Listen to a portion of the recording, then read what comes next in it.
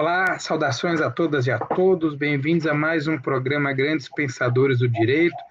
Nesse momento, nós temos a honra, a imensa alegria de receber o professor Humberto Celli Júnior, professor titular de Direito Internacional da Faculdade de Direito de Ribeirão Preto, da Universidade de São Paulo, diretor, aliás, faculdade da qual foi diretor entre 2013 e 2017, aliás, um acadêmico e um profissional muito conhecido de todos na área de direito internacional, já integrou comitiva do Brasil, representando o Brasil na Organização Mundial de Comércio. Professor Humberto Celli, antes de qualquer outra coisa, queria agradecer a sua disponibilidade, a sua gentileza em atender esse convite da Universidade, da Escola Superior de Advocacia, da OAB São Paulo, e agradecê-lo em nome de todos os advogados de São Paulo e do Brasil. Bom, eu quero dizer que, em primeiro lugar, a honra é toda minha, Jorge, quero agradecer você, quero agradecer o Adriano, a Escola Superior de Advocacia, pelo honroso convite. É uma grande satisfação poder participar desse projeto muito interessante que vocês estão desenvolvendo aí. Professor, para nós começarmos o nosso bate-papo, eu queria fazer uma provocação que, na verdade, embute 3 perguntas numa única provocação, por assim dizer. Eu lhe perguntaria, professor, quais são as origens do sistema multilateral de comércio, quem são hoje seus principais atores e quais são os seus principais instrumentos? Olha, o tema é muito oportuno, né? As origens do sistema multilateral de comércio, um sistema que vem sendo combatido nos últimos anos. Esse é o combate ao sistema multilateral do comércio, começa, na verdade, de maneira mais efetiva a partir da crise financeira de 2008.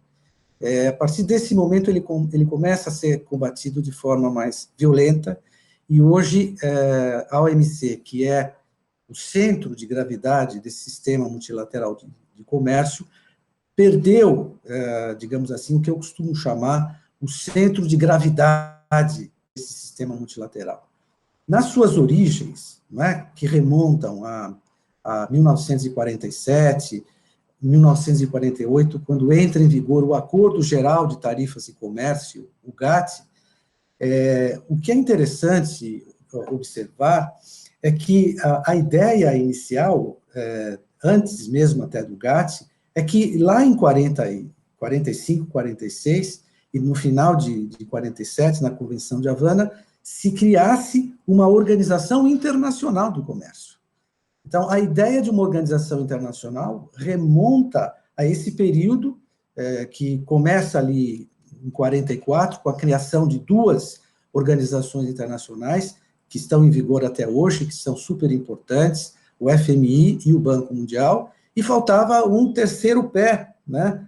O que eu chamo desse tripé, que seria a Organização Internacional do Comércio. E ela continha temas, um dos temas, evidentemente, a liberalização do comércio, que a liberalização do comércio é o processo de negociação que envolve os membros, e na época do GATT, as partes contratantes, e os faz reduzir gradualmente as suas tarifas de importação. Quer dizer, esse é o primeiro objetivo de um processo de desgravação tarifária, como nós vimos.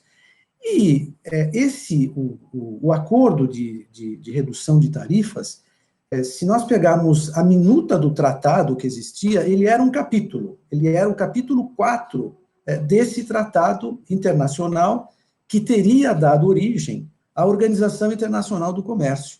E, curiosamente, esse tratado envolvia outros temas que não exatamente a desgravação tarifária, ou seja, a redução de barreiras tarifárias, mas envolvia temas como investimentos internacionais, algumas regras para o comércio, né? Ainda não se falava de regras como dumping, como subsídios, etc., mas, de alguma maneira, já previa algumas dessas regras, né? E era uma organização internacional. E a grande questão era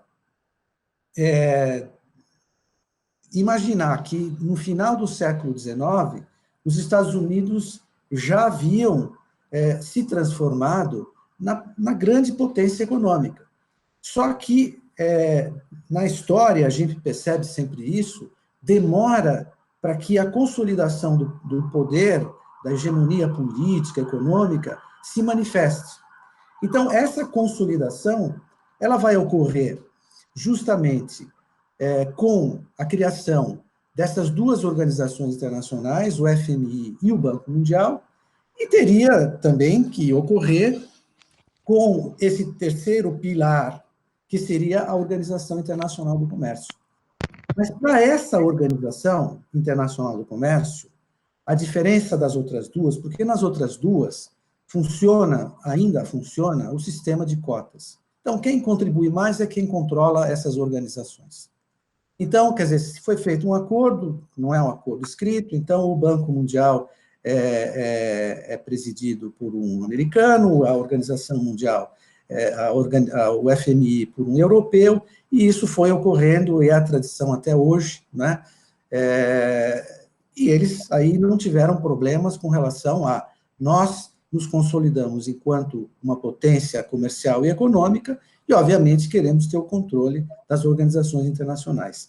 Mas essa minuta de tratado que teria gerado a Organização Internacional do Comércio acabou sendo barrada no Congresso norte-americano, porque eles entendiam que nós somos a potência comercial, nós não queremos dividir soberanias nossas com quaisquer outros países. Não nos interessa uma organização internacional que possa, de alguma maneira, controlar, não é, e impedir que nós exerçamos o nosso domínio em matéria comercial. Porque ela realmente tinha alguns aspectos, ela era diferente das outras duas, havia até uma possibilidade de participação um pouco mais democrática do que as outras duas organizações. Então, o projeto que seria de aprovação do tratado que teria criado a Organização Internacional do Comércio foi barrado pelo Congresso norte-americano e, portanto, aí ficou-se numa situação muito difícil, porque não seria possível avançar, né, na liberalização do comércio internacional sem a participação oficial dos Estados Unidos. Então, o que aconteceu, na verdade, foi, e tentando traduzir isso de maneira muito simples, foi retirar o capítulo 4 da minuta do tratado que teria constituído a Organização Internacional do Comércio e transformá-la num acordo, que seria um acordo provisório, que foi, na verdade, de 48 até 94, uma provisoriedade assim enorme, né? De mais de 40 anos, quase 50 anos, e esse capítulo 4 passou a ser, então, um Acordo Geral de Tarifas e Comércio, né? Quer dizer, um pedaço do que teria sido a Organização Internacional do Comércio. E o GATT, como um acordo provisório, por isso é que nós chamamos, inclusive, nós não chamamos de Estados-membros ou membros, nós chamamos de partes contratantes do GATT. O GATT veio se desenvolvendo por meio de uma série de rodadas de negociações. A última rodada foi a rodada Uruguai, que começou em 86, né, e depois terminou em 94, com a criação, finalmente, da Organização Mundial do Comércio. Mas, de 48, quando entra em vigor esse acordo internacional provisório, o GATT veio se desenvolvendo por meio da realização de uma série de rodadas, né, internacionais, com o objetivo de engajar as partes contratantes nesse processo de abertura comercial a que me referi. Quer dizer, o processo de desgravação tarifária, o processo de não eliminação, mas de redução das barreiras tarifárias. E houve várias rodadas, até que nós chegamos numa rodada muito especial, que é a rodada Tóquio, foi a rodada que começou em 1979. E nessa rodada se pôde fazer, digamos assim, uma boa reflexão dos resultados alcançados de 48 até 79. Quer dizer, o que houve nesse período? Houve adesão de vários países. Eu devo salientar que o Brasil foi dos países fundadores do GATT, foi uma parte signatária desde o início do GATT, e aí eu quero depois, na hora que nós falarmos dos atores, né, eu quero enfatizar muito essa questão do Brasil, quer dizer, o Brasil, desde o início, sempre teve uma importância fundamental no GATT, né? Então, em 79, houve a rodada a Tóquio, que foi uma espécie de ela serviu como uma espécie de reflexão, para dizer, o que nós conseguimos? A adesão de várias novas partes contratantes, que eram partes contratantes do GATT. Houve, nas anteriores rodadas de negociação, houve compromissos que foram efetivamente assumidos pelas partes contratantes de redução dos seus impostos de importação. Houve um crescimento do comércio internacional, quer dizer, fomentado pelo GATT, não é? Mas nós precisamos evoluir. E nós temos que evoluir de duas maneiras. A primeira reflexão feita, primeiro, nós precisamos de regras. Isso é muito importante destacar. Não adianta só ter rodadas de negociações se você não tiver regras. O que são regras? Por exemplo, dumping, né? Dumping é uma prática, não necessariamente o dumping é uma prática desleal de comércio, mas pode ser uma prática desleal de comércio. É preciso que se observem vários elementos, é preciso que haja uma diferença muito grande entre o preço local de produção e o preço de exportação, entre o valor do produto e o valor de exportação. É preciso que haja uma série de elementos que possam caracterizar o dumping. Então, o dumping é uma regra importante em um processo de liberalização. Uma outra regra, que também muito importante, é a regra relativa a subsídios, porque os subsídios distorcem a concorrência. Se uma empresa recebe o subsídio de um Estado, ela vai ficar numa situação artificialmente mais vantajosa do que o concorrente em outro país. Então, a questão dos subsídios foi discutida na rodada Tóquio, né? A questão das salvaguardas foi discutida na rodada Tóquio, porque, evidentemente, quando se abrem as fronteiras dos países, muitas indústrias, principalmente indústrias nascentes, não conseguem fazer frente à concorrência internacional. Então, é estabelecido um sistema de salvaguardas por meio do qual se limita, durante determinado período, o volume de importações. Isso para dar fôlego, né, para as empresas, porque a abertura comercial gera, de fato, uma concorrência internacional ampliada. Então, essas regras, elas chegaram a ser negociadas na rodada Tóquio, mas nem todas as partes contratantes do GATT aderiram a essas regras. Então, isso era uma questão que, no jargão comercial internacional, nós chamamos de GATT à la carte. Quer dizer, quem quiser aderir às regras, adere, quem não aderir, não adere. Então, por aí, a gente já pode verificar o grau de eficácia dessas regras. Não foi um grau elevado. Um outro aspecto importante, o segundo aspecto, portanto, é que quem havia até então se beneficiado com esse crescimento, com a abertura das fronteiras comerciais? Predominantemente os países desenvolvidos. Então, havia a reivindicação para que o sistema, de alguma maneira, pudesse propiciar um maior desenvolvimento, ou um regime especial e diferenciado, mais precisamente, um tratamento especial e diferenciado para os países em desenvolvimento. Então, o que emergiu efetivamente da rodada Tóquio foi a inserção ao GATT de uma resolução aprovada nessa rodada que trata dos países em desenvolvimento, né? O tratamento especial e diferenciado para os países em desenvolvimento. Eles poderiam ter algumas vantagens que os países desenvolvidos não teriam, né? Então, foi a primeira manifestação, digamos assim, mais importante, porque você vê num processo longo, em que foi havendo a adesão, né, de vários países, chegou-se naquele ponto, em 79, há quase 40 anos, há mais de 40 anos, há uma insatisfação dos países em desenvolvimento. E aí, a partir daí, da rodada Tóquio, eu viria destacar, portanto, a rodada Uruguai, que foi a última rodada de negociação do GATT, não é? E ela tem início em 86 e termina em 94, e, portanto, foi a mais longa das rodadas de negociação. Porque é evidente que a percepção do que era a economia em 1948, do que era a economia já no final da década de 80 e no começo da década de 90, evidentemente que a economia havia mudado muito, não é? Então, o que era interessante, principalmente, e eu quero salientar isso também, quem foram, não é, os idealizadores do sistema, muito embora lá atrás os Estados Unidos não quiseram a criação de uma organização internacional do comércio, evidentemente eles estavam contentes com o funcionamento do sistema GATT, assim como outros países desenvolvidos também, que eram os grandes beneficiados do sistema, ou beneficiados pelo sistema.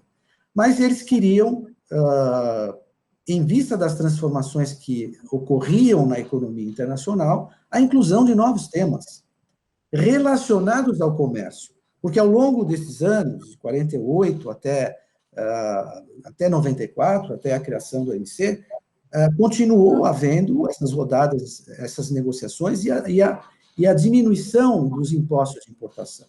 De modo que, quando chegaram lá em 94, esses impostos já eram relativamente baixos. Hoje, a média, né, tarifária consolidada no sistema GATT ou OMC é relativamente baixa, né? Então, isso foi um dos grandes benefícios do GATT. E, para você introduzir novos temas, como, por exemplo, serviços financeiros, o tema serviços, que não era conhecido lá em 47, 48, não é? Quer dizer, não se sabia. O GATT, quando foi concebido, ele foi concebido para ser um regime controlador do comércio de bens. E não se tinha ideia do que seria o comércio de serviços, que, em linhas gerais, é o comércio que trata de bens intangíveis, né? Então, por exemplo, hoje nós temos facilidade de verificar quando estamos no escritório de advocacia e alguma empresa estrangeira nos pede uma legal opinion, eu simplesmente faço uma legal opinion e mando pela internet, eu prestei um serviço. Quer dizer, esse serviço que eu prestei do meu escritório, mandei para uma empresa lá fora, não tem incidência de imposto de renda. São outras as dificuldades, né? Então, o comércio de serviços, grosseiramente falando, hoje ele tem umas características novas que decorrem da economia digital, mas ele precisava ser incluído. Era um tipo de serviço importante. Esse serviço transfronteiriço, por exemplo, né? Um outro aspecto que também está relacionado ao comércio é a questão da propriedade intelectual, né? Quer dizer, evidentemente, ao longo do processo de vigência do GATT, que é importante salientar, nunca se transformou numa organização internacional, porque lhe faltavam alguns elementos institucionais para ser uma organização internacional. Quer dizer, precisava ter uma estrutura de uma organização internacional, né? A estrutura orgânico-administrativa de uma organização internacional, que efetivamente pudesse tomar decisões, não é? Em nome daqueles que participam da organização internacional.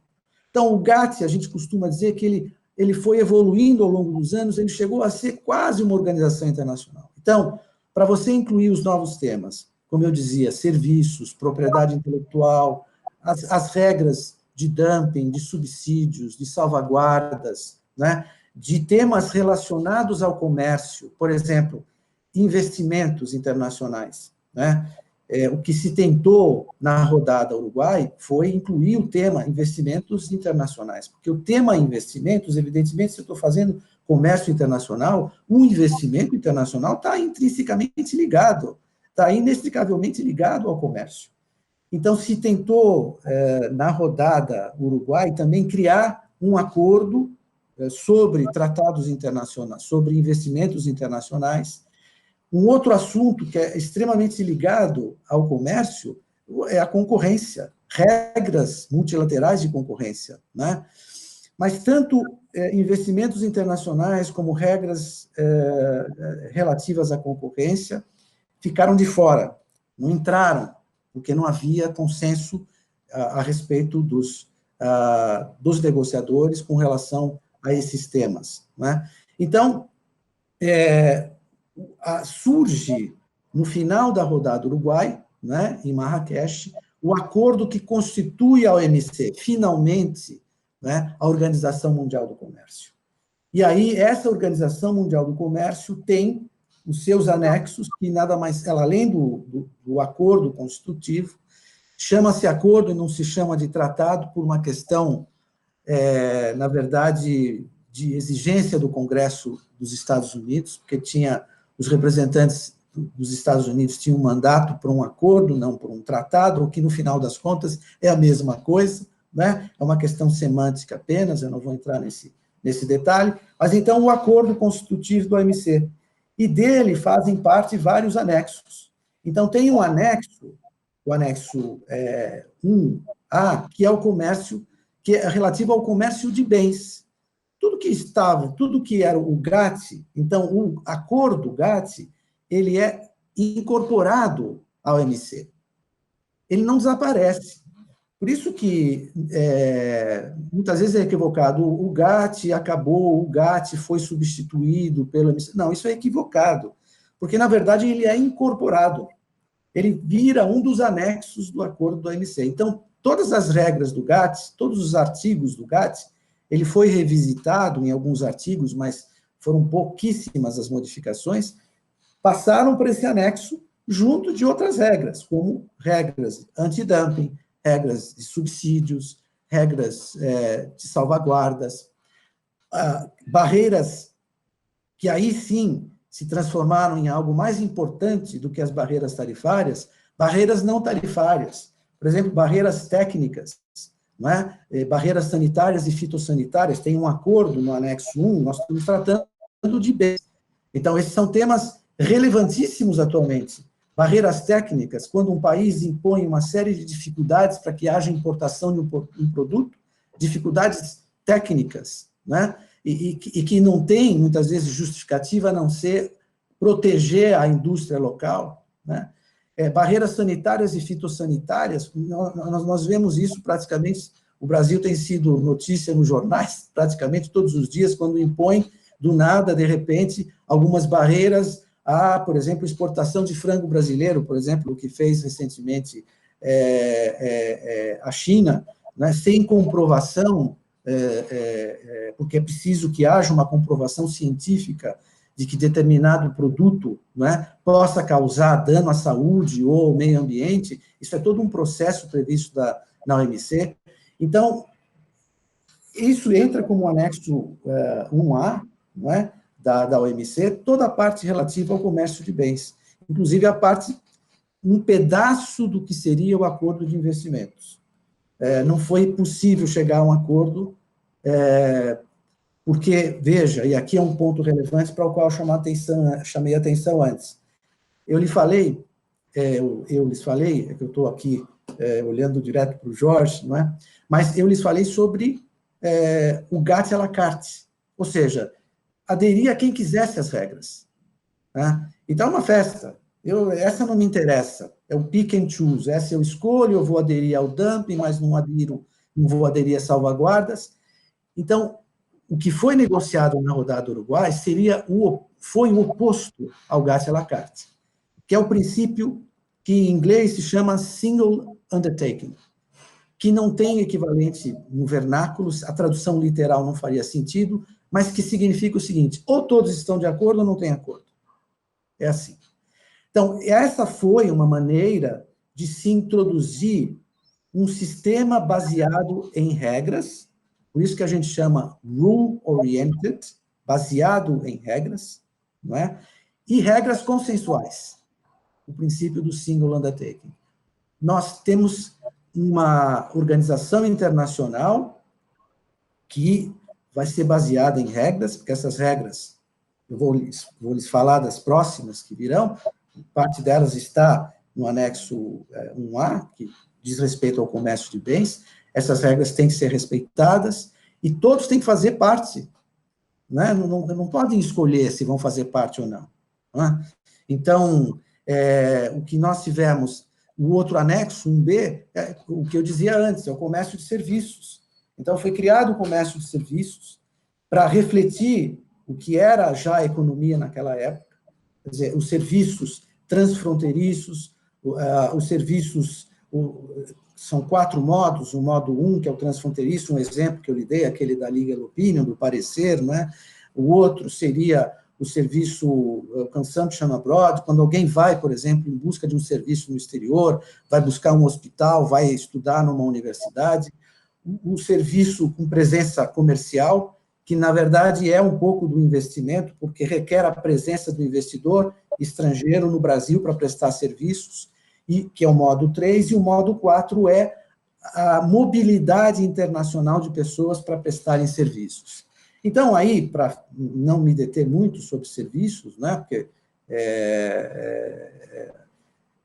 como alguns de vocês devem saber, eu tenho um livro específico sobre isso, então, iria aqui tomar muito do tempo de vocês.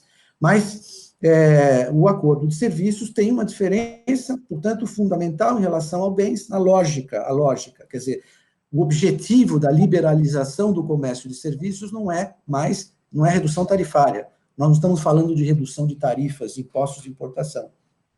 Nós estamos falando e algo que é muito importante para nós advogados, né, nós estamos falando em regulação.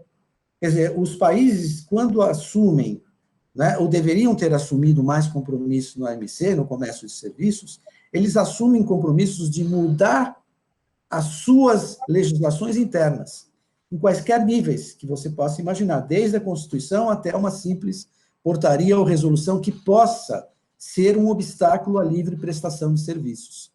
Então, é um tema dos mais relevantes, por exemplo, para os advogados. E ele vai ser um tema muito relevante, eu vou falar daqui, mais relevante ainda, eu vou falar isso depois.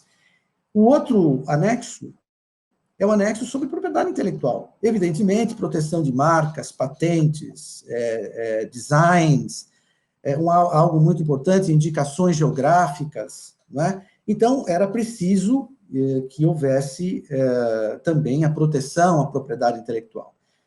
Naquela época, na fase da negociação, 86 até 94, quando nós falamos na necessidade de inserção desses novos temas, evidentemente, que mesmo da visão do Brasil, e eu devo dizer, a sua segunda questão, né, são os atores. Quer dizer, o Brasil, ao longo da vigência do GATT enquanto acordo provisório, antes dele ser incorporado ao OMC, o Brasil sempre foi um grande ator, um grande negociador, né, no GATT, sempre teve entre os países, digamos assim, com certo protagonismo no sistema multilateral, e esse protagonismo foi exercido durante a rodada Uruguai também, né? E o Brasil e a Índia, principalmente, foram dos mais relutantes em aceitar esses novos temas, porque, segundo eles, eram temas que interessavam mais aos países desenvolvidos e menos aos países em desenvolvimento. E qual o interesse dos países em desenvolvimento? Da maioria, né? A essa altura, nós já estávamos em 86, 94, nós já estávamos caminhando para quase 100 membros. Membros, porque aí já era uma organização internacional que estava sendo criada. Aí nós chamamos de membros, né? Quais seriam os interesses dos países em desenvolvimento? Da avassaladora maioria deles. Evidentemente, um acordo sobre agricultura, né? Quer dizer, a agricultura entrou naquele anexo 1A, porque é comércio de bens, são bens, né? São commodities, né? Então entrou naquela parte, mas deixou muito a desejar. Porque, na verdade, a grande aspiração dos países em desenvolvimento, na época, era que houvesse a redução da concessão de subsídios à agricultura pelos países desenvolvidos. Porque isso impedia, né, uma produção em maior escala pelos países em desenvolvimento e, consequentemente, a possibilidade deles poderem exportar. já que grande parte deles dependia da agricultura como o seu maior volume de exportação. Pois bem, então, demorou muito tempo, porque já nas negociações da rodada, né, Uruguai, a última do GATT, que culmina na criação do OMC, havia, de um lado, interesses de países desenvolvidos e de outro em desenvolvimento, e aí Brasil teve uma participação fundamental, um ator fundamental, Índia também, né, no sentido, olha, nós não estamos dispostos a aceitar o tema serviços, nem o tema propriedade intelectual, se nós não tivermos um acordo sobre agricultura. Então, isso realmente foi de 86 até 91, quando desanuviou um pouco o ambiente, e finalmente os países desenvolvidos resolveram fazer certas concessões. Então, existe lá um acordo sobre agricultura, que, na verdade, não atendeu às necessidades dos países em desenvolvimento, porque o que eles queriam era um firme compromisso da redução dos subsídios agrícolas, e não obtiveram isso, mas, enfim, o tema acabou entrando, isso destravou as negociações, e, portanto, aí nós tivemos a criação da OMC, não é? Finalmente entrou em vigor, enquanto tratado internacional, em todos os países, entrou em vigor em 1º de janeiro de 95. Não é? Muito bem, e daqui, de lá para cá, são 25 anos, não é? O que nós observamos? Em primeiro lugar, entrando na sua segunda questão, os atores. Quer dizer, os assuntos que foram bloqueados na rodada Uruguai, que eu mencionei antes, investimentos, concorrência internacional, da parte dos países desenvolvidos, né, que queriam esses temas regulados também pela OMC. A agricultura, que foi, digamos assim, ela foi aceita, mas não na amplitude que queriam os países de desenvolvimento. Portanto, aí houve, se nós pegarmos a OMC, ela tem como sua instância máxima as conferências ministeriais. Depois tem conselho geral, depois o conselho sobre o comércio de bens, o conselho sobre o comércio de serviços, o conselho sobre propriedade intelectual, e aí vários outros comitês, né? Não vem ao caso, só para dar uma ideia geral de como funciona. Então, nesse momento, na conferência ministerial que ocorreu logo depois da entrada em vigor da OMC, né, foi a conferência de Seattle, foi um fracasso, porque o que se queria? Os países queriam, os países desenvolvidos queriam a inclusão desses temas, investimentos, concorrência internacional, e os países em desenvolvimento não abriam mão da questão da agricultura. Ou nós vamos ter um acordo sobre agricultura, como nós achamos que deveria ter sido quando nós encerramos as negociações na rodada do Uruguai, ou então nós não vamos avançar. E vejam, atores principais. Depois teve uma conferência ministerial em Cancún, em 2003, né, que também não resultou em nada. Então, houve antes também uma conferência, na verdade não foi Seattle, a que veio logo depois da entrada em vigor da OMC, foi de Singapura, tanto que esses temas, investimentos, concorrência internacionais, passaram a se chamar temas de Singapura, ou seja, não entraram na agenda.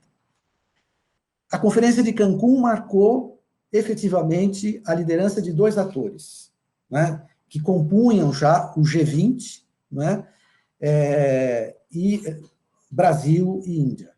Realmente, em 2005, teve a Conferência Ministerial de Hong Kong, na qual eu estive presente, e ali se conseguiu um pequeno compromisso, o compromisso de os países desenvolvidos eliminarem os subsídios internos à agricultura, né? Não a exportação, os subsídios internos à agricultura, conseguiu-se um compromisso ali em Hong Kong, mas muito pouco, porque continuava a haver, né, para que outros acordos pudessem fazer parte da OMC, de novo, é a regra do consenso, né? A regra do consenso, que é a regra do single undertaking. Ou todos estão de acordo, ou nem todos estão de acordo, né? Então, não houve acordo, né?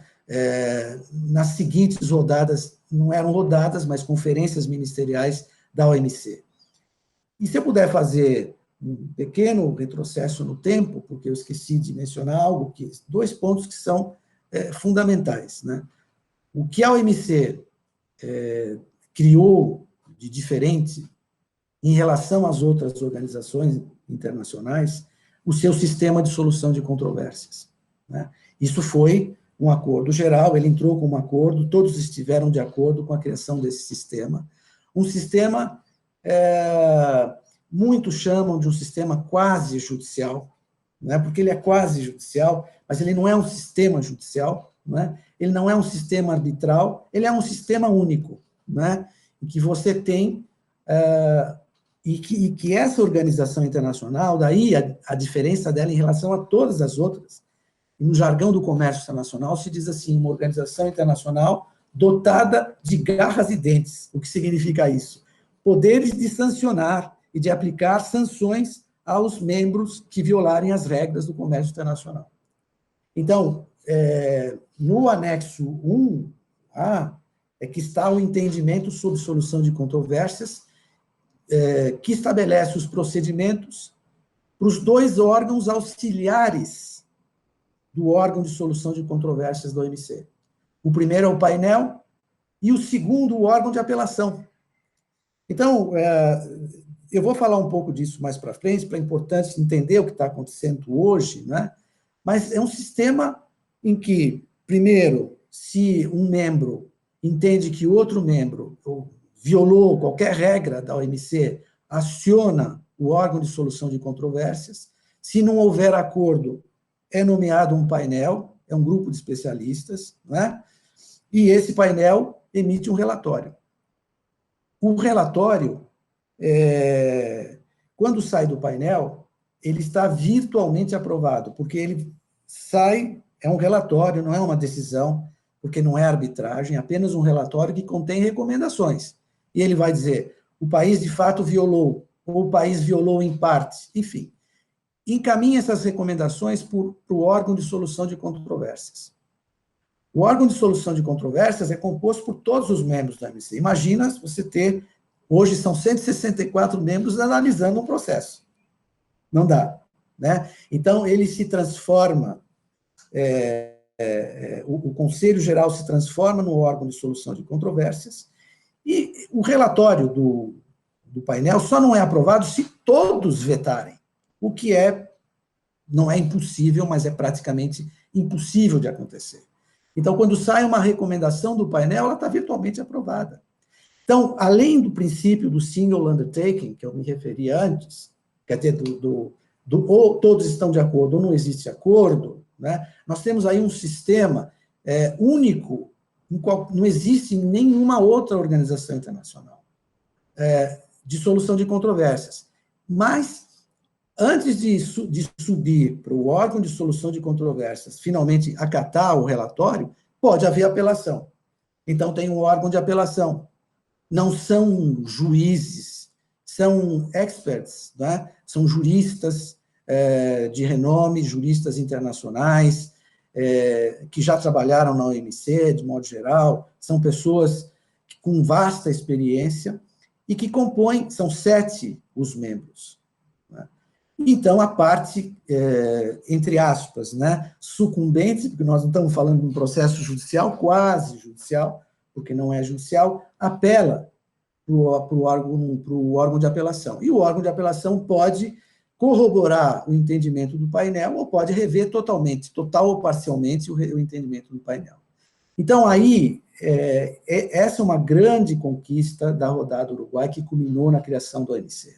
O que a diferencia ainda, né, no momento, eu diria que está tudo paralisado, das outras organizações internacionais. Ou seja, nós temos uma vasta jurisprudência, embora rigorosamente em direito internacional nós possamos falar em jurisprudência, mas na prática nós temos, né, do painel e principalmente, claro, do órgão de apelação, e que foi conferindo eficácia a essa organização internacional. De fato, a recomendação de que um país deve retirar ou descontinuar determinada prática tem sido cumprida, pela maioria dos países, não é? Então, na realidade, não é a ideia de aplicar uma sanção pecuniária, na verdade, é fazer com que o país descontinue a sua prática que viola quaisquer das regras da OMC. Então, esse foi um aspecto importante, por isso que eu voltei um pouquinho, né, da rodada do Uruguai, da OMC, que a torna diferente de todas as organizações internacionais. E um outro aspecto apenas, só porque nós sabemos no direito que sempre tem uma exceção, quer dizer, nós temos, você mencionou, Jorge, um sistema multilateral. Multilateral significa que todos os membros fazem parte. Nós tivemos 3 acordos chamados de plurilaterais, né? 2 já não estão mais em vigor, um deles é sobre compras governamentais. Essa foi a tradução para o vernáculo, uma tradução horrível, podia se chamar de licitações públicas, né? Que é um acordo plurilateral do qual nem todos os membros participam. Então, voltando no tempo, só para fazer essas ressalvas.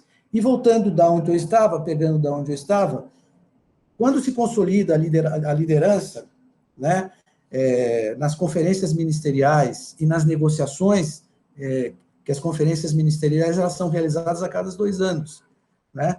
A liderança do Brasil e da Índia, já na rodada Uruguai, e depois ao longo dessas conferências ministeriais, e o que é mais importante, nos bastidores. Então, aí vai um pouco do meu testemunho. Eu tive a sorte de presenciar esse momento, eu, como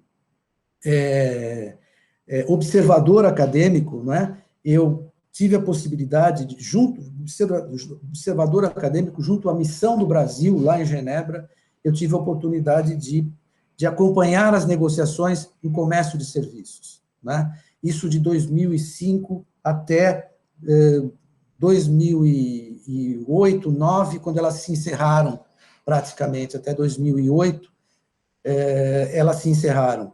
Então, quais atores importantes? Então, você via, de um lado, atores Estados Unidos, evidentemente, União Europeia, Austrália, Japão, Canadá, Brasil e Índia. Atores fundamentais ao longo desses anos, né? Enquanto houve a tentativa de se criarem novos acordos na OMC, né? Porque ficou engasgado, né, para os países desenvolvidos, a questão referente aos investimentos internacionais, a questão referente à concorrência internacional. Então, aí, nós temos a posição firme do Brasil de novo. Nós queremos um compromisso firme em matéria de agricultura. Porque, óbvio, todos nós sabemos a competitividade do Brasil na área da agricultura, né? E a Índia tinha, na verdade, ao contrário do Brasil, a Índia tinha interesses, como nós chamamos, interesses protetivos. Ela não queria uma abertura na agricultura, porque ela tem, em grande parte, uma agricultura de subsistência. Então, há interesses diversos do Brasil, na verdade, né? O Brasil queria sim um acordo, queria a redução dos subsídios à exportação.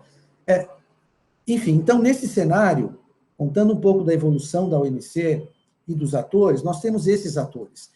E não é só pegar a leitura de textos que vêm de 95 e vão até muito, muito recentemente, né, que colocam o Brasil entre os protagonistas, mas é como, por exemplo, verificar ali nos bastidores. Eu tive a oportunidade de ver a habilidade de negociação, né, dos diplomatas brasileiros que estavam lá na missão do Brasil e dos que vinham daqui do Brasil, que iam para lá, não é?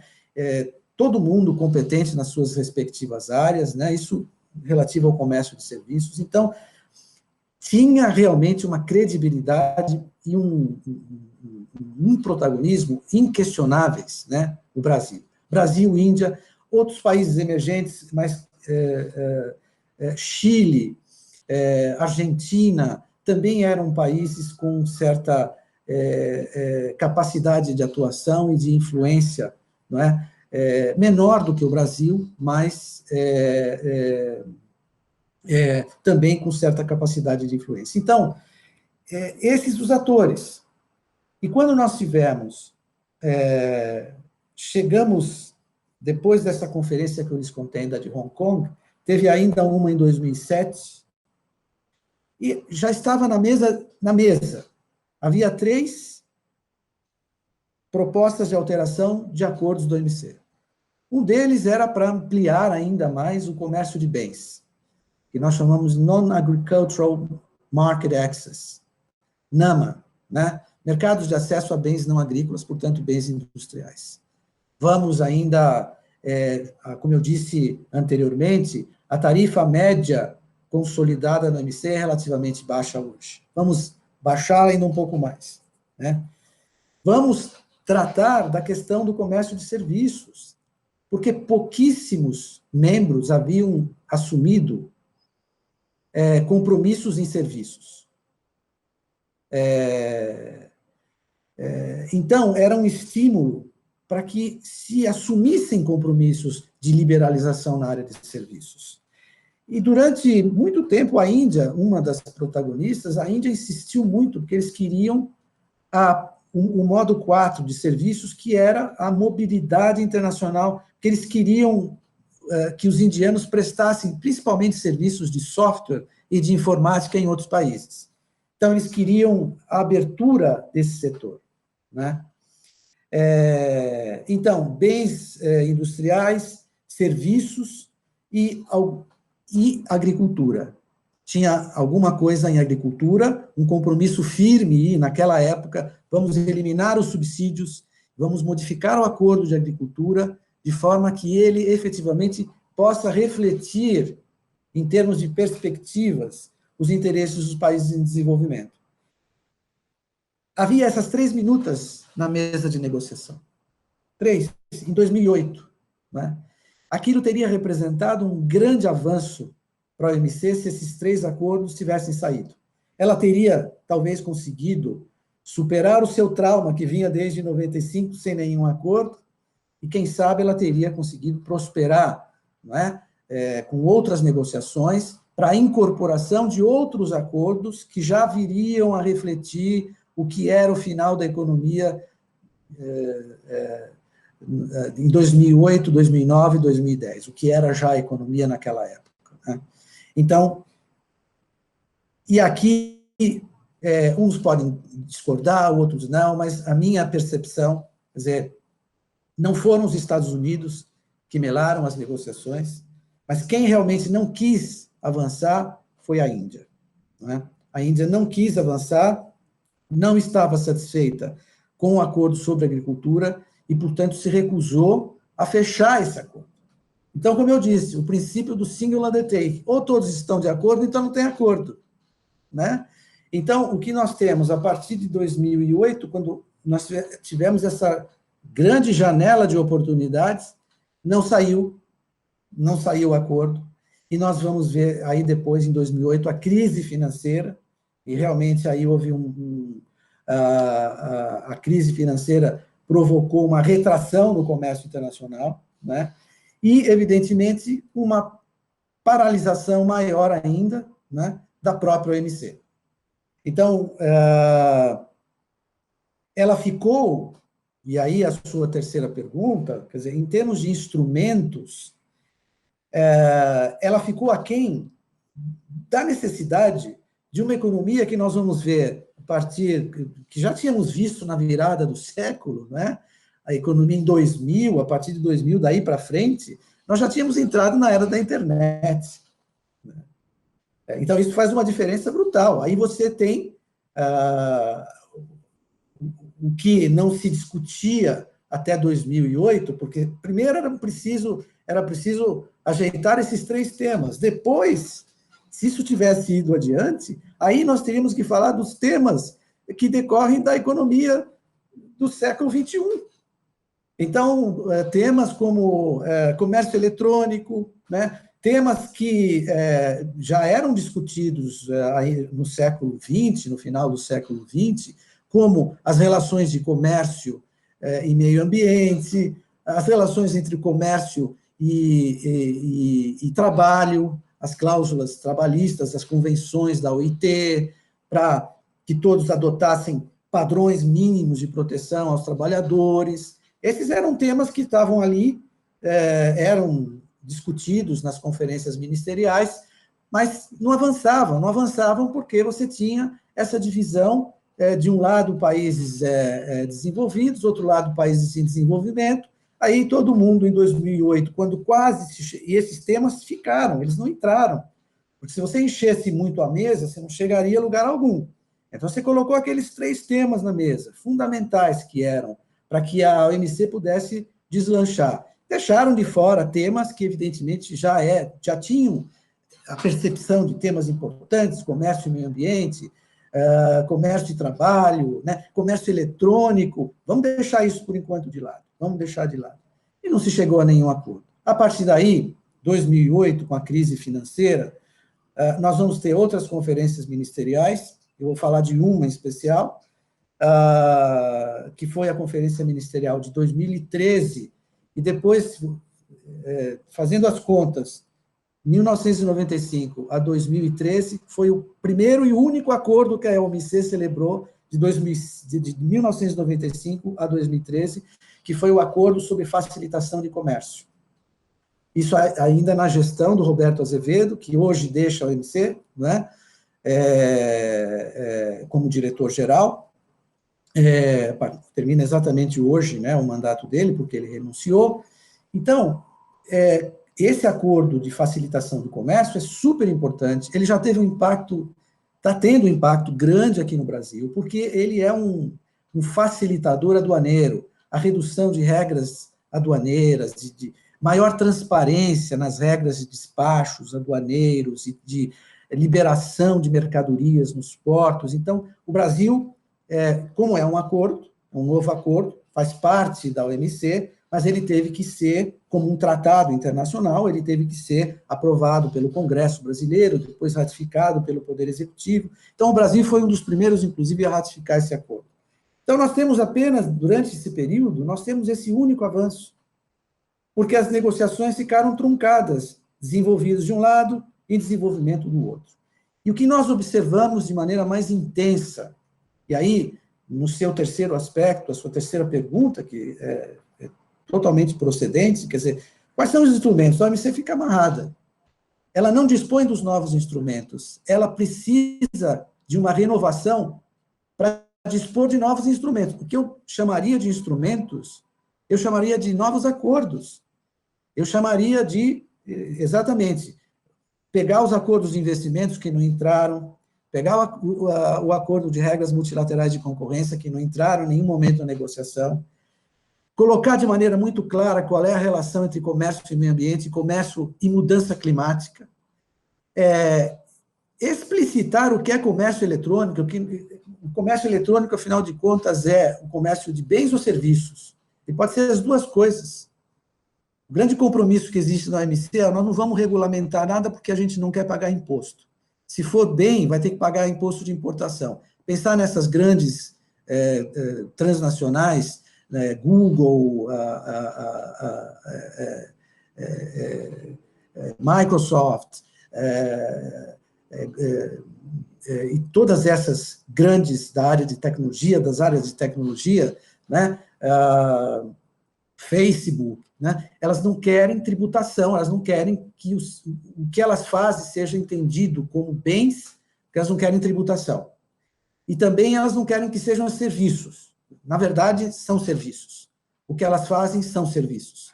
Então, por isso que hoje vocês veem aqui a discussão no Brasil, não é? Quer dizer, o discurso é meio confuso. Eu vou criar uma taxação sobre os serviços prestados por essas grandes corporações tecnológicas de tecnologia. Já começamos a ver na Europa a taxação do Facebook, a taxação do Google, etc., como serviços, né? Hoje nós temos serviço de streaming, que a gente vê que são claramente serviços, né? E não houve essa decisão. O que nós vamos fazer com o comércio eletrônico? Em 98, se criou o grupo sobre comércio eletrônico na OMC. Em 2017, se criou o compromisso, vamos avançar com esse tema, mas, por enquanto, nós mantemos o nosso acordo de cavalheiros. Não vamos falar em tributação. Esse é um aspecto. Tá certo? Então, esses temas já estavam ali, de certa maneira, não com tanta clareza, nós estamos em 2020. Então, hoje é muito clara, não é? A relação entre o comércio e o meio ambiente. Se você não tiver o selo verde, você não vai exportar, tá certo? O comércio e mudança climática, o comércio não pode ser um catalisador, o comércio não pode levar à destruição do meio ambiente que leva ao aquecimento global, né? Quer dizer, não se podem precarizar as relações trabalhistas. Então, os acordos comerciais, eles têm que reforçar as convenções da OIT. E algumas, eu não vou entrar nesse assunto, que não é minha seara, mas a gente sabe que o Brasil não ratificou algumas convenções da OIT. Né? Pois bem, então, comércio eletrônico, serviços digitais. Como é que eu lido com a questão de streaming? O que é streaming? Como é que eu lido com a questão do e-book?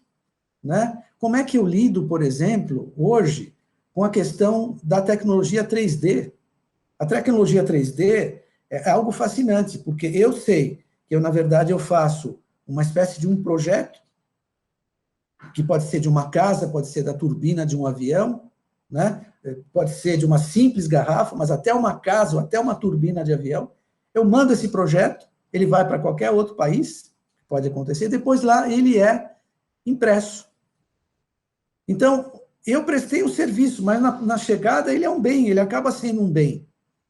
Então, a gente começa a perceber que se já estavam defasadas no final do ano 2000, 2008, 2009, 2010, hoje as regras estão muito mais defasadas ainda.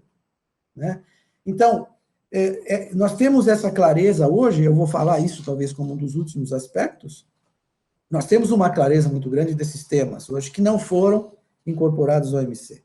Então, não coincidentemente, era um movimento que já ocorria, mas que se fortalece a partir de 2008, que é o movimento de celebração de acordos preferenciais de comércio.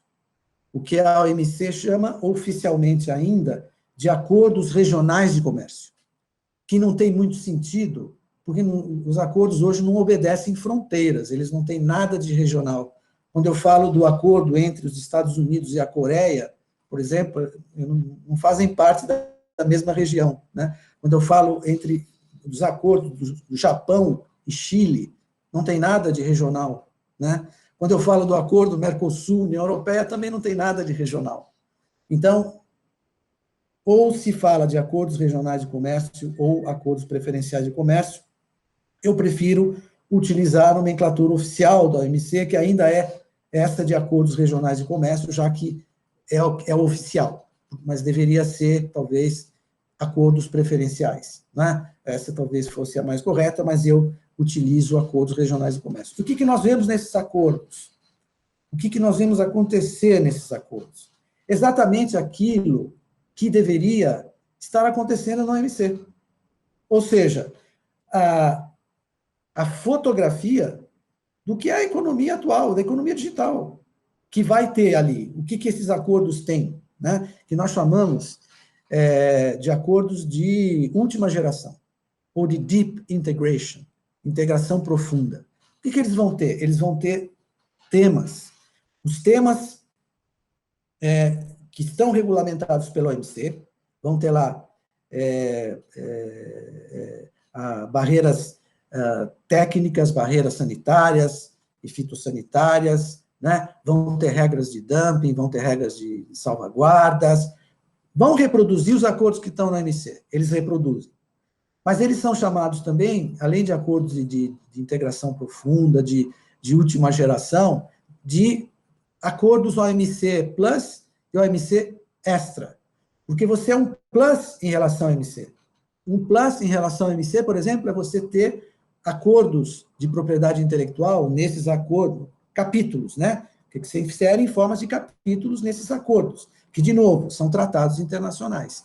Então, você tem lá o capítulo propriedade intelectual. reproduz as regras do OMC, mas é mais rigoroso ainda na proteção à propriedade intelectual, né? E, por exemplo, tem um item que hoje é de crucial importância, e vou falar um pouquinho mais para frente, que é o item indicações geográficas, porque isso vai ter um aspecto relevante aqui no Brasil, se o acordo Mercosul-União Europeia entrar em vigor. Então, nesses acordos, você vai ter a inclusão, em forma de capítulos, de aquilo que já existe na OMC, e você vai ter comércio eletrônico, você vai ter cláusula, simplesmente assim que se denomina, desenvolvimento sustentável. Desenvolvimento sustentável envolve o reforço dos compromissos assumidos na Convenção de Mudança Climática e na Convenção de Paris, reforço dos compromissos assumidos nas convenções da OIT, né? Então, nós temos aí claramente comércio e desenvolvimento sustentável, comércio e meio ambiente, comércio e mudança climática, comércio e trabalho, que são, a gente chama de cláusulas sociais.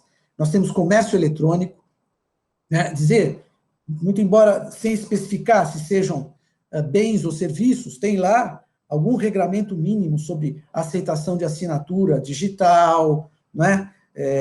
De contratos eletrônicos, o compromisso dos países de reconhecerem os contratos eletrônicos como contratos legais, não é? Existe esse compromisso nos acordos regionais de comércio. Então, o que nós vimos, e principalmente de 2008 para cá, exatamente por causa daquela paralisia lá em 2008 da OMC, nós vimos o avanço desses acordos. E, na verdade, o que nós tínhamos, o que é o sistema multilateral? Né? Isso que é o sistema multilateral, ele deveria ser a regra. O próprio sistema multilateral, voltando um pouquinho lá ao que eu mencionei a vocês, ao GATT 47, o acordo GATT, que continua em vigor, como eu disse, ele foi incorporado ao OMC, ele tem lá o artigo 24. O artigo 24, isso já em 47, imaginem vocês, ele não foi modificado em 94. Ele prevê uma exceção ao multilateralismo. Ele prevê a possibilidade de celebração de zonas de livre comércio, de acordo para zonas de livre comércio, união aduaneira, ou seja, acordos regionais. Ele prevê essa possibilidade partindo do pressuposto de que esses acordos regionais pudessem ser complementares ao sistema multilateral. E, portanto, continuando, a regra é o sistema multilateral. Eles são uma exceção permitida, porque eles podem, no limite, funcionar como fortalecimento do próprio acordo multilateral, da liberalização multilateral do comércio, eles podem funcionar nesse sentido. Mas o que nós acabamos verificando é que eles foram, como a OMC ficou paralisada, eles foram muito além nos seus instrumentos. Eu estou chamando de normas, de temas novos, do que a própria OMC.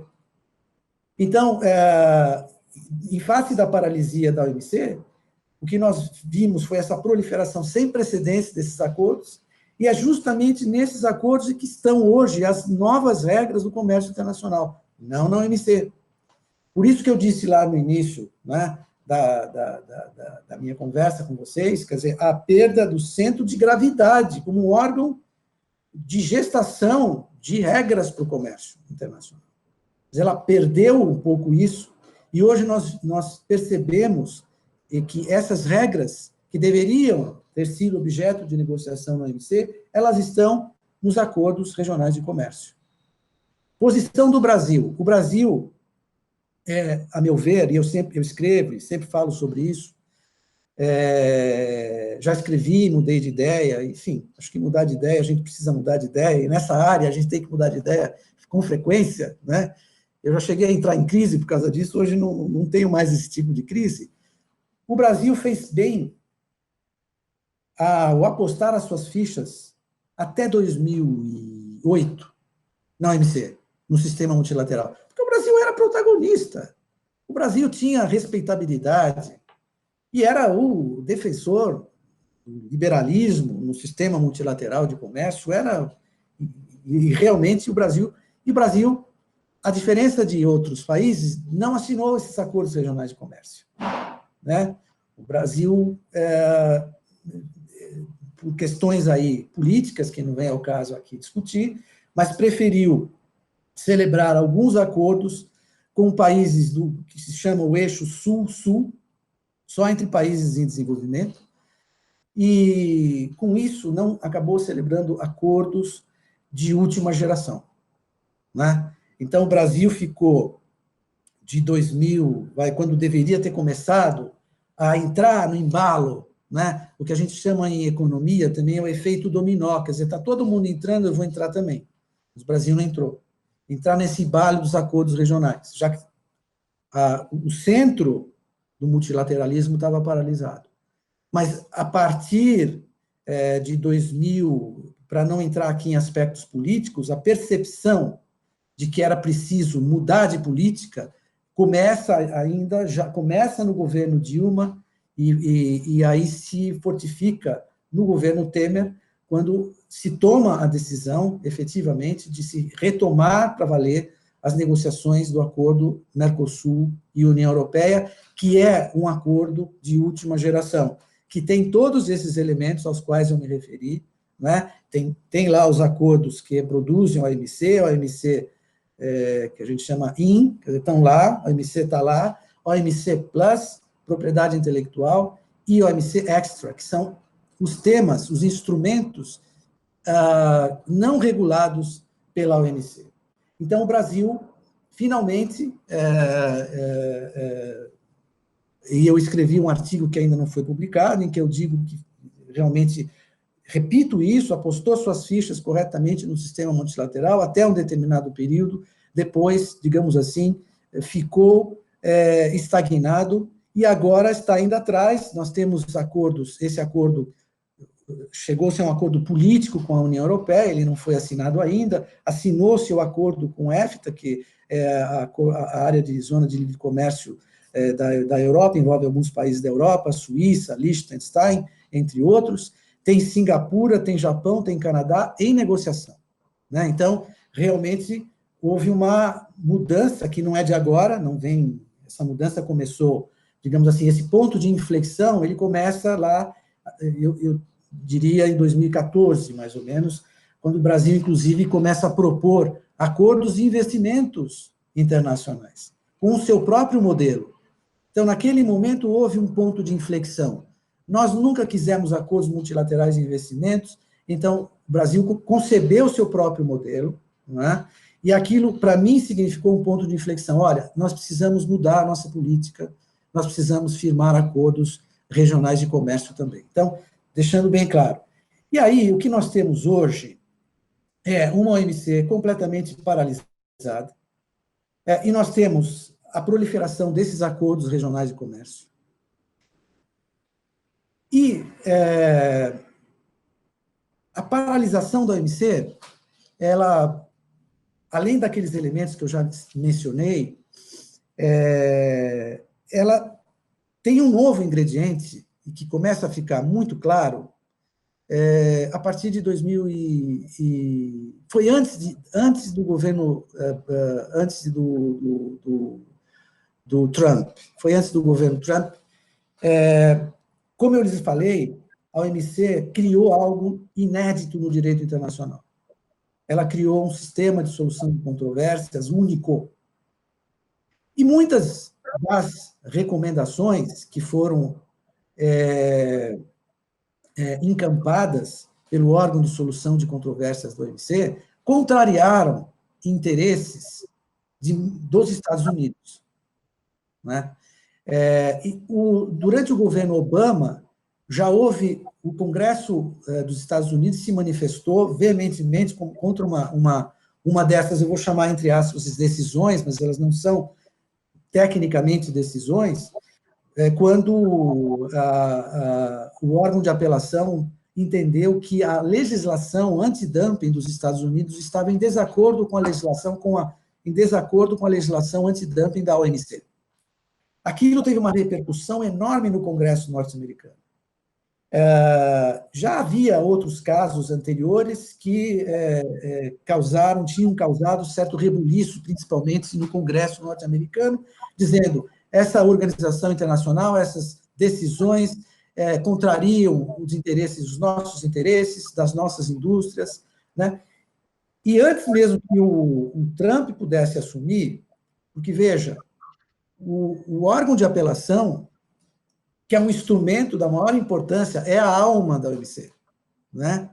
Ele tem a renovação dos seus membros, que são 7. São 7 que devem representar as 7 regiões geográficas do mundo.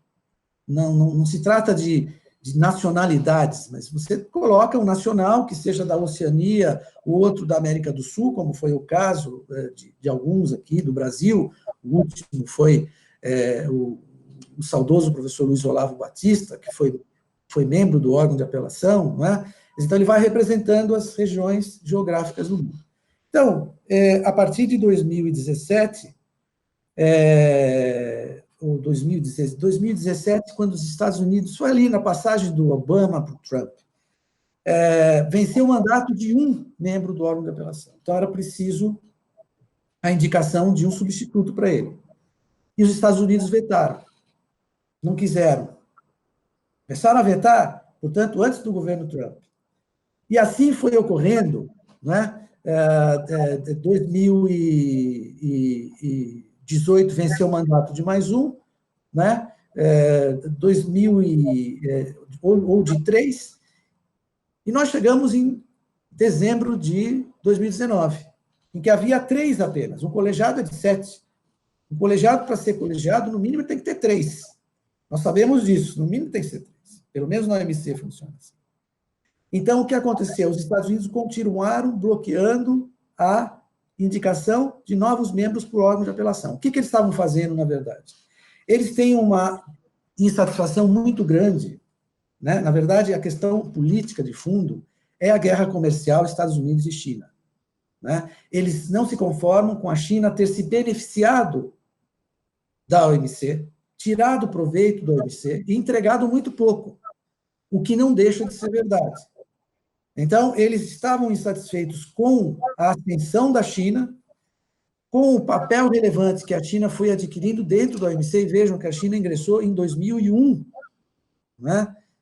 E ela se beneficiou enormemente, se nós verificarmos o que ela representava em termos de comércio internacional em 2001 e o que ela representa hoje, que é o maior exportador do mundo, nós vimos que realmente ela tirou grande proveito da OMC. E criando barreiras, principalmente em matéria de investimentos internacionais,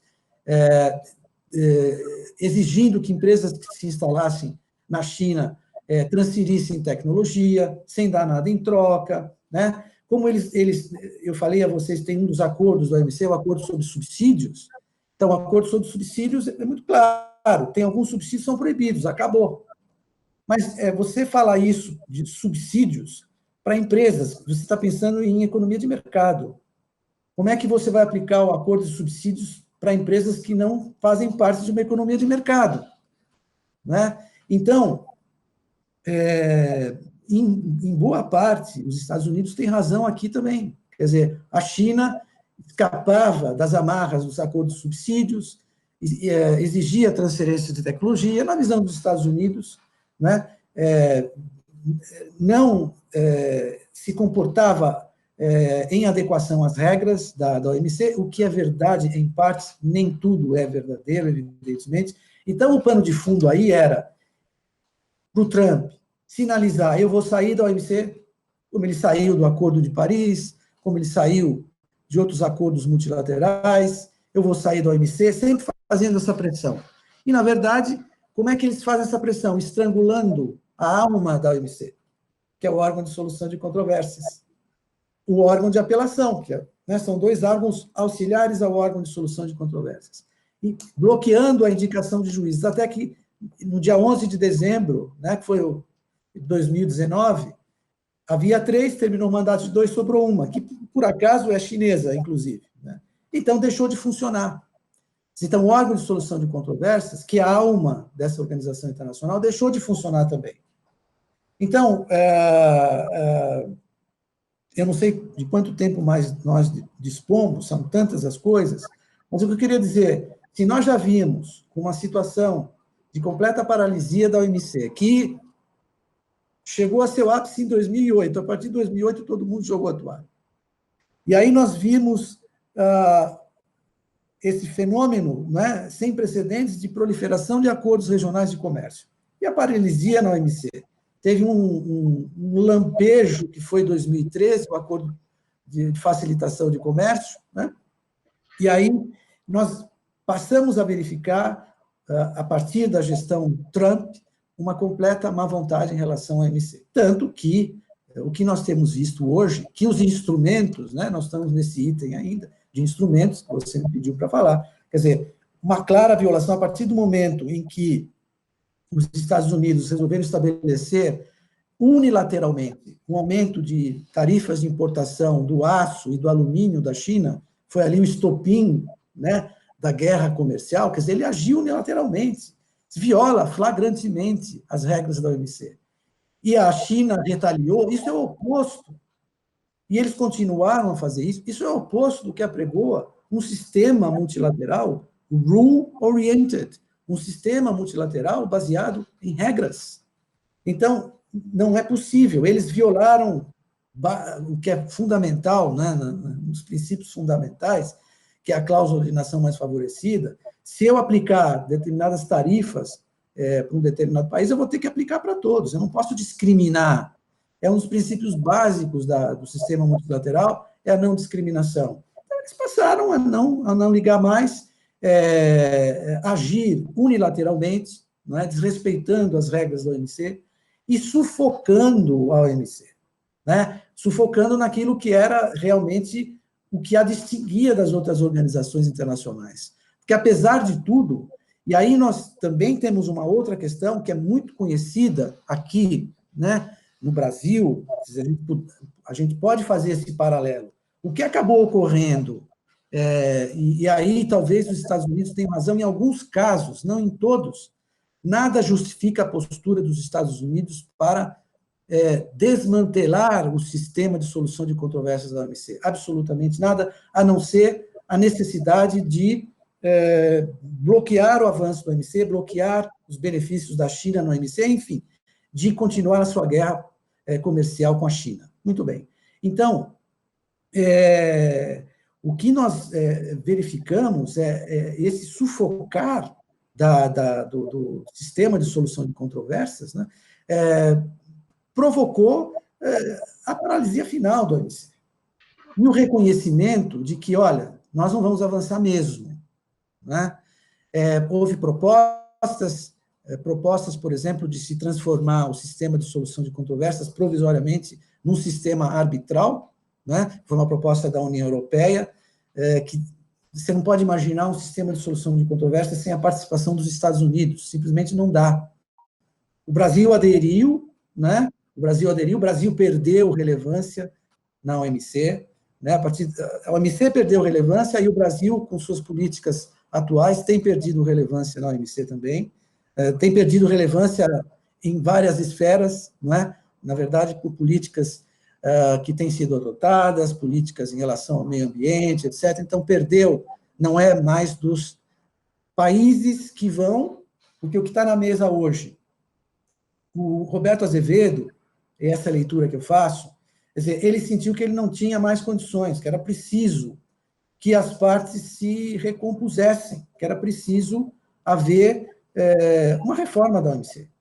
É preciso reformar a OMC, reformar, dizer, nós temos que chegar a uma conclusão sobre como nós vamos, o que nós vamos fazer com o sistema de solução de controvérsias, se ele vai ser vinculante, como sempre foi, ou não, se ele vai ter esse sistema quase judicial ou não, se ele vai ser transformado em arbitragem, e como é que nós vamos incorporar os temas atuais na OMC. Então, hoje é consenso na OMC, mas está tudo parado, né? Que é preciso reformar a OMC. E ele, num gesto simbólico, ele disse assim, é preciso, como teria ocorrido a 12ª Conferência Ministerial esse ano, e por causa da pandemia não ocorreu, ela ficou para o ano que vem. Então, ele pensou, o Roberto Azevedo, um ilustre brasileiro, diretor-geral da OMC, pensou, eu não tenho mais o apoio dos Estados Unidos, eu perdi o apoio de outros países, eu não vou conseguir levar adiante a reforma necessária da OMC. Então, seria interessante que eu saísse, e eu faço essa leitura, muitas vezes eu vejo críticas à postura dele, mas eu faço a leitura. Claro que houve outros interesses pessoais, evidentemente, mas que eu fosse substituído por alguém que pudesse representar esse consenso em torno de que nós precisamos transformar a OMC numa organização internacional do século XXI, incorporando esses temas aos quais eu me referi, que são os temas da economia do século XXI, numa palavra, se vocês quiserem, economia digital, meio ambiente, comércio eletrônico, enfim, todos esses temas, verificar o que nós vamos fazer, porque, como eu dizia, em alguns casos, e eu me perdi um pouco nessa explanação, eu disse que seria alguma coisa muito, foi nessa hora que eu perdi um pouco, muito conhecida de nós brasileiros, o que acabou acontecendo, em alguns casos, com o sistema de solução de controvérsias, que em inglês se fala overreach of its competence. Ele extrapolou, digamos assim, suas competências. Nós já vimos, quando você tem um processo legislativo paralisado, nós temos, como muitas vezes acontece, o ativismo judicial. Nós conhecemos esse caso aqui no Brasil. Muitas vezes, muita gente critica o Supremo Tribunal Federal por ativismo judicial. O Supremo acaba legislando. Então, o que nós verificamos, de certa maneira, é verdade, que o órgão de solução de controvérsias, principalmente o órgão de apelação, na verdade, em muitos casos, talvez ele tenha, de fato, extrapolado sua competência, que é julgar os casos, levando em consideração os acordos abrangidos pelo OMC. Não ia além disso. Em alguns casos, ele foi, e ele interferiu em assuntos internos, envolvendo os Estados Unidos, inclusive. Ele foi analisar a legislação interna dos Estados Unidos, mexendo, evidentemente, com a questão da soberania, e principalmente quando nós vivemos um movimento de desglobalização, de volta ao nacionalismo, né, tudo isso se torna mais latente. Né? Então, houve certo, digamos assim, ativismo judicial, né? Em alguns casos, eu não diria todos, em alguns casos, por parte do órgão de apelação do OMC, o que enervou mais ainda os Estados Unidos, e nós estamos agora diante dessa situação. Reforma da OMC. Né? Reforma da OMC, que poderá ser conduzida pelo novo diretor-geral. Não houve consenso até agora, né? Quer dizer, tem ainda um prazo que vai até novembro para a escolha do novo diretor-geral, não é? Quer dizer, tem que ser escolhido consensualmente, mas aí serão colocadas na mesa as novas regras. Vamos negociar a OMC do século XXI, né? Uma OMC que vai refletir também, não queria deixar de mencionar esse ponto, o momento que nós estamos vivendo. Ele só agravou uma tendência que já existia. Eu vou explicar por quê. Desde o Brexit e desde Trump, começa a haver uma tentativa de culpar a globalização pelo desemprego, pelo deslocamento de empresas, né? Começou-se a criticar a globalização, começou-se a criticar o poder excessivo das organizações multilaterais. Esse movimento nacionalista, né? Quer dizer, ele se acirra com o Trump, mas em alguma medida ele já ocorria, alguns legal scholars falando da necessidade de os países recuperarem um pouco a sua capacidade de fazer política industrial, né, de ter o espaço que tinha sido, de alguma maneira, reprimido pela OMC, de ter o espaço para fazer política pública, isso chama policy space, né? Quer dizer, então, isso já vinha, estava ali latente, e o Trump pegou a tendência, porque, de fato, fazendo uma análise, a OMC não entregou o que poderia ter entregado. Entregar no sentido de, olha, atender às expectativas. A globalização não atendeu às expectativas, houve um aumento das desigualdades, os países em desenvolvimento não tiveram o benefício que era de se esperar com a globalização, quer dizer, mas a globalização não é o mal em si, quer dizer, na verdade, há outros fatores, como o avanço da tecnologia, também responsável né, pela perda de empregos, etc. Então, esse cenário, que é um cenário que remete para a tentativa de como é que nós vamos reformar o OMC.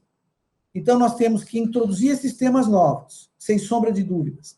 Nós talvez tenhamos que ter uma OMC um pouco mais equilibrada, em que os membros tenham mais voz, poder de atuação, né? Em que os membros possam adotar certas políticas públicas, por exemplo, não ficar dependentes da cadeia global de valor. Nós vimos o que aconteceu agora com a pandemia, todo mundo dependente da China, né?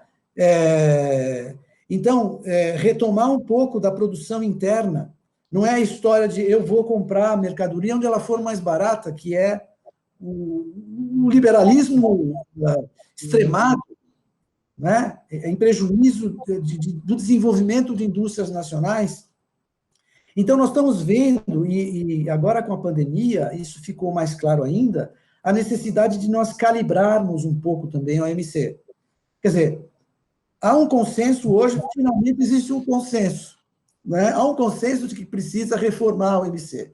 Só não se sabe como. Mas esse cenário todo, quer dizer, de um lado, a guerra comercial Estados Unidos e China, a necessidade de retomada em parte dos poderes dos países para, inclusive, desenvolver certos setores de suas indústrias. O repensar, né, que já vem de alguma data, das cadeias globais de valor, isso ficou mais claro com a pandemia. Quer dizer, esses são temas, existe consenso que a gente precisa reformular. Não se sabe ainda como é que a gente vai reformular. Então, a expectativa é de que o novo diretor-geral possa ter sensibilidade para esse cenário todo e que ele possa conduzir uma conferência ministerial o ano que vem, que se não puder abarcar todos esses temas, vai abarcar parte desses temas.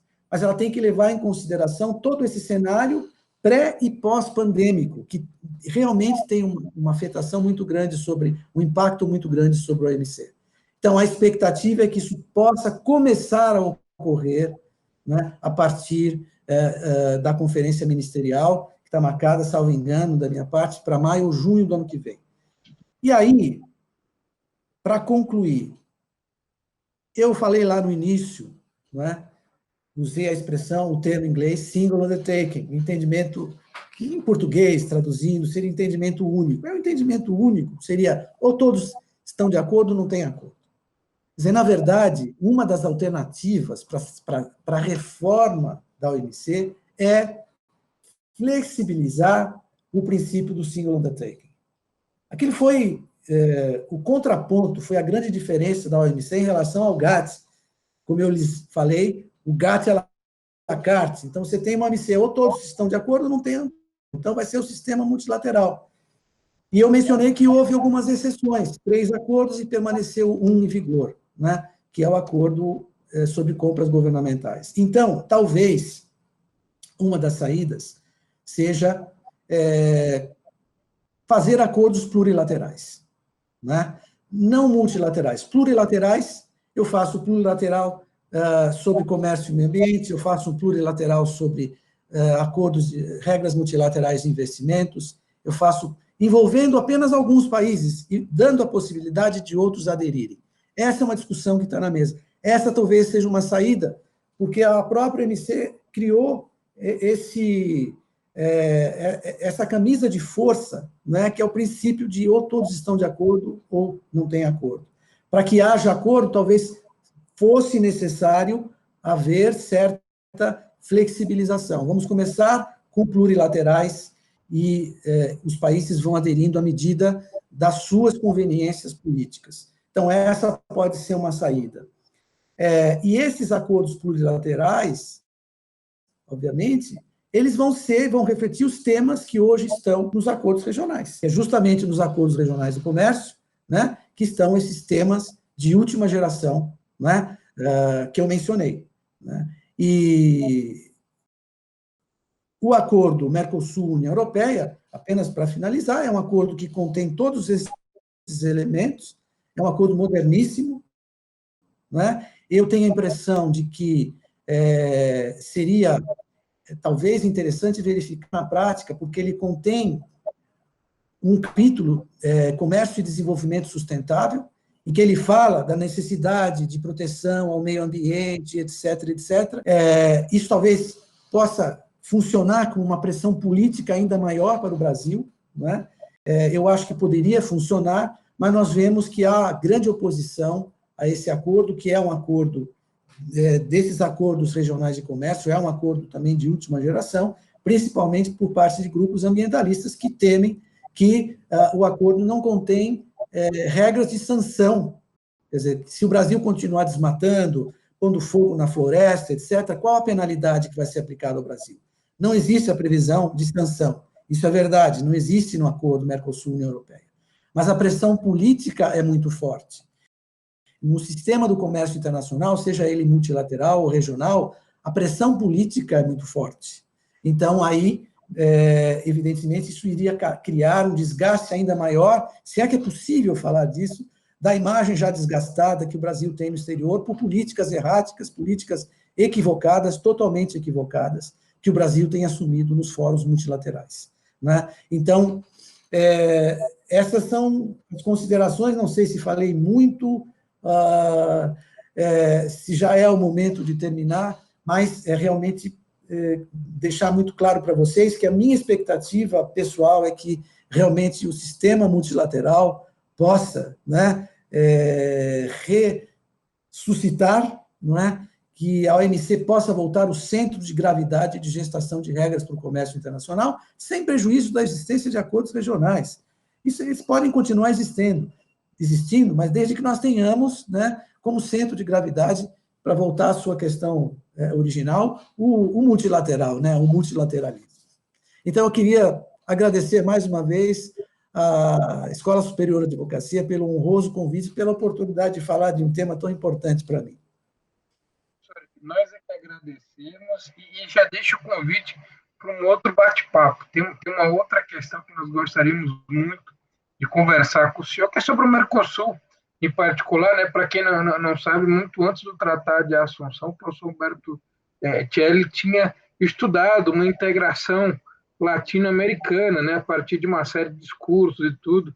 E acho que a gente poderia também, daria um outro programa igualmente enriquecedor, nós falarmos aí sobre essa realidade tão próxima a nós, né?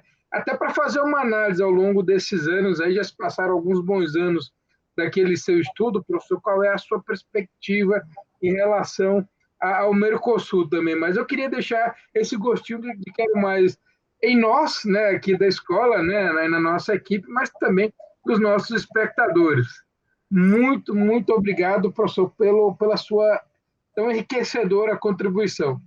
Será um grande prazer estar de volta com vocês e falar sobre esse assunto, ou outros que vocês quiserem. Eu agradeço novamente o honroso convite.